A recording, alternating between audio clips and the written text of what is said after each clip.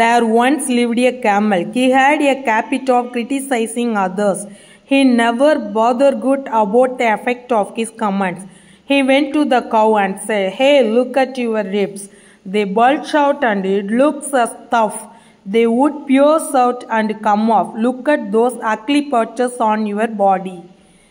He went to the buffalo and said, "Look at your color. It seems as though the Creator was in his black moods when he created you."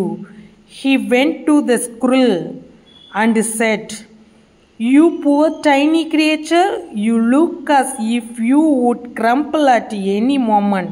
Look at those ugly lines along your body."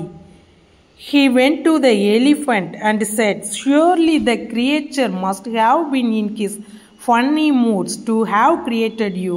Look at your body. All your parts are out of shapes and proportion.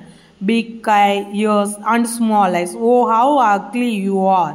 All the jackal called the camel and said, "Hey, have you ever looked at yourself? You are ugliest of all ugly animals. Look of your crooked legs, ugly teeth, stony eyes. In addition, what a horrible lump at your back. Look at yourself before criticizing others."